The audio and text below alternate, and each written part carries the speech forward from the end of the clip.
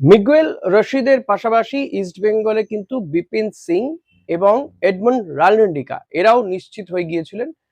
এবার আরো দুজন ফুটবলারকে সাইন করিয়ে ফেললো ইস্ট বেঙ্গল, যার মধ্যে রামসাঙ্গা, তার কথা আপনাদেরকে আগেই জানিয়েছি। রিয়েল কাশ্মীরের এই মিডফিল্ডারটিও, ডিফেন্সিভ মিডফিল্ডারটিও কিন্তু যথেষ্ট আকর্ষণীয় ফুটবল খেলেছে আই লিগে, গোলও রয়েছে।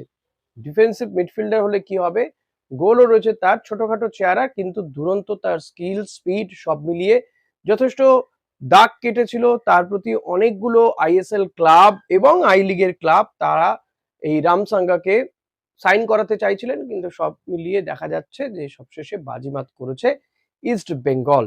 রামসাঙ্গাকে তারা তুলে নিয়েছে, গোল রয়েছে তার। পাশাপাশি ইস্ট বেঙ্গল আরেকজন ফুটবলারকে আই লিগের থেকে আরেকজন ফুটবলারকে নিয়েছে। এর আগে আমরা যেমন দেখলাম এডমন্ড রালন্ডিকা আই লিগের ভালো খেলা ফুটবলার, পাশাপাশি একজন ডিফেন্সিভ মিডফিল্ডারকে তোলা হয়েছে। এবার একজন সেন্টার ব্যাককে তুলেছে ইস্ট বেঙ্গল। সাইনও হয়ে যাবে, হয়তো আজকালের মধ্যে সাইনও হয়ে যাবে। এই সেন্টার ব্যাককে নিতে গিয়ে ইস্ট বেঙ্গলকে কিন্তু কিছুটা ট্রান্সফার ফি দিয়েই তাকে নিতে হচ্ছে। রাজস্থান ইউনাইটেডের এই যে দীর্ঘদেহী ফুটবলার, 6 ফুটেরও বেশি উচ্চতা তার, একবার হাইটটা দেখুন। এই যে ফুটবলারটি মার্তান্ড রায়না, ক্রিকেটার রায়নার খবর আমরা জানি। মার্তান রায়নারকে অনেকেই হয়তো চেনেন বা অনেকে চেনেন না। একজন সেন্টার ব্যাক, কিন্তু সেন্টার ব্যাক হলে কি হবে, এরিয়াল বলে অসম্ভব ভালো।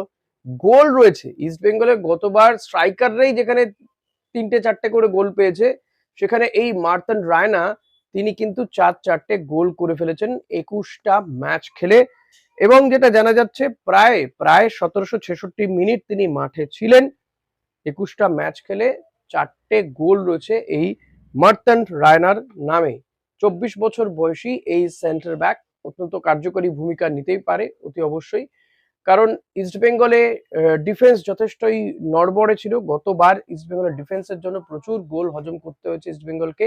সেন্টার ব্যাক হিসেবে আনোয়ার আলী রয়েছেন, কিন্তু তবুও আনোয়ারও অনেক সময় চোট পেয়েছেন, মাঠের বাইরে গিয়েছেন, এবং আনোয়ার যখন ছিলেন না তখন কিন্তু ইস্টবেঙ্গলকে বেশ কিছুটা ভুগতে হয়েছে। সেই কারণে একজন ব্যাকআপ ফুটবলার বা রিজার্ভ বেঞ্চের স্ট্রেংথ বাড়ানোর জন্যই এই মার্তান রায়নাকে নিয়ে আসা হয়েছে।